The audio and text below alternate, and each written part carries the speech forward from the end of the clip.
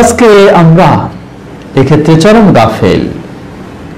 অনেক অভিভাবক ছেলে মেয়েদের প্রতি এত দয়া করি, এই 7 বছর থেকে শুরু করলে তাদের পড়ালেখার ডিস্টার্ব হবে, কষ্ট হবে। লা হাওলা ওয়ালা কুওয়াতা ইল্লা বিল্লাহ। আপনি খোঁজ নিয়ে দেখুন যেই অভিভাবকেরা তাদের ছেলে মেয়েদেরকে খুব শিক্ষিত ভালো মানুষ করার জন্য মুসলিম হওয়া সত্ত্বেও সালাত থেকে দূরে রেখেছে, ওই অভিভাবকের সন্তান নষ্ট হয়ে গেছে, হয় নেশাগ্রস্ত হয়েছে, বখাটে হয়ে গেছে, সন্ত্রাসী, চাঁদাবাজি, অবক্ষয় ঘটে গেছে তার জীবনে। বাস্তব। কারণ সালাতেই তো তাকে অন্যায় থেকে বিরত রাখবে। যখন অন্যায় জড়িয়ে যাওয়ার তার মাঝে কোনো আড়াল নেই, বাধা নেই, তখন সে অন্যায় জড়িয়ে যায়। এজন্য আমাদের অবশ্যই ছোট বয়সে অপ্রাপ্তদের জন্য সালাত ফরজ না হলেও আমরা যেন তাদের সালাতের ক্ষেত্রে যত্নশীল হতে পারি, যাতে তারা প্রশিক্ষণ নিয়ে ঠিকভাবে সালাত আদায় করবে, সেই ব্যবস্থাটুকু আমাদের প্রতিটি অভিভাবকের অবশ্যই নেওয়া দরকার। শিক্ষা প্রতিষ্ঠান ও সর্বক্ষেত্রেও সে ব্যবস্থা আমাদের থাকা একান্ত দরকার। প্রশাসনিকভাবে আমাদেরকে অনেক সময় স্মরণ করে দেওয়া হয় আমরা যেন নতুন প্রজন্ম নেশাগ্রস্ত না হয়, বোখাটে না হয়, নষ্ট না হয়, এই বিষয়ে খুব বা বিভিন্ন আলোচনায় সতর্ক করি। আমরা বলবো অবশ্যই আমরা প্রস্তুত রয়েছি, কিন্তু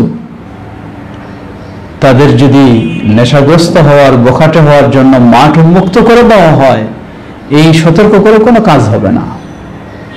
সতর্কও করতে হবে, তারা যেই প্রেক্ষাপটে গড়ে উঠছে, পরিবেশে গড়ে উঠছে, সেই পরিবেশটাকেও ঠিক করতে হবে, তাহলেই সম্ভব হবে।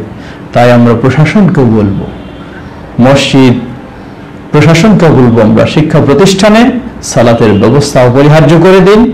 দেখবেন যে ইনশাআল্লাহ সকলেই সুন্দর হয়ে যাবে, সুন্দর সমাজ হবে, সুন্দর দেশ হবে। কারণ সমাজ তো সুন্দর এমনি হবে না, দেশ তো সুন্দর এমনি হবে না, এই মানুষটাকে সুন্দর হতে হবে। মানুষটা যদি সুন্দর না হয়, সমাজ খারাপ হয়ে যাবে, দেশ খারাপ হয়ে যাবে, জাতি খারাপ হয়ে যাবে। আর মানুষটা যদি ভালো হয়, সমাজ ভালো হবে, দেশ ভালো হবে, জাতি ভালো হবে। আল্লাহ আমাদের সেই পদক্ষেপ নেওয়ার তৌফিক দান করুন। আরেকটি বিষয় মনে করে দিতে চাই, আফসোস করে বলতে হয় আমাদের মসজিদগুলিতেও এমন অবস্থা, আমাদের সম্মানিত ইমাম খতিব সাহেবগণ এই অপ্রাপ্ত বয়স্ক বাচ্চাদেরকেও মসজিদ থেকে বের করে দেন, বলেন যে এরা বাইরে।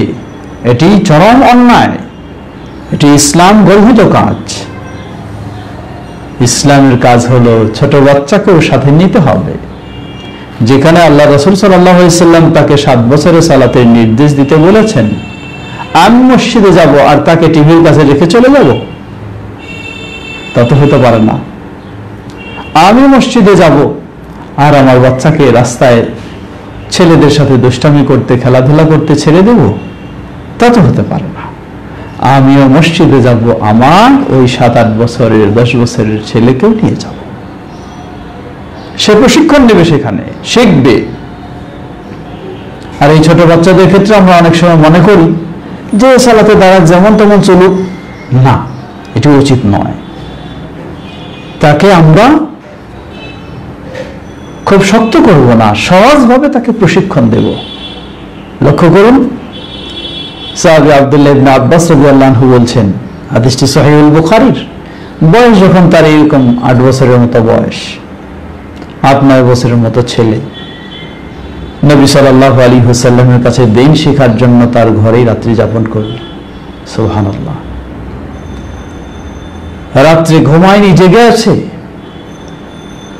সেই জেগে জেগে দেখছে নবী সাল্লাল্লাহু আলাইহি ওয়াসাল্লাম ঘুম থেকে জেগে পানির পাত্র থেকে পানি নিয়ে ওযু করলেন, ওযু করে সালাতে দাঁড়ালেন।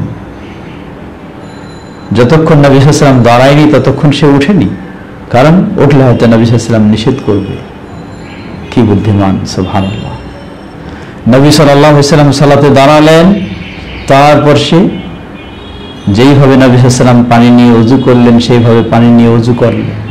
ওযু করে নবী সাল্লাল্লাহু আলাইহি ওয়াসাল্লামের বাম দিকে দাঁড়ালো।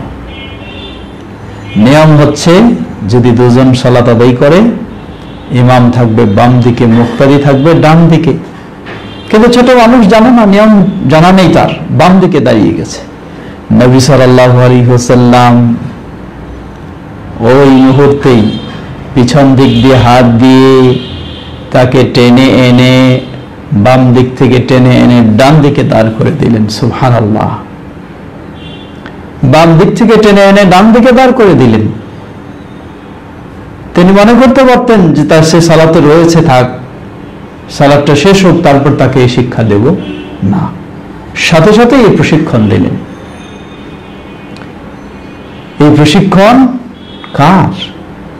নবী মুহাম্মদ সাল্লাল্লাহু আলাইহি ওয়াসাল্লাম।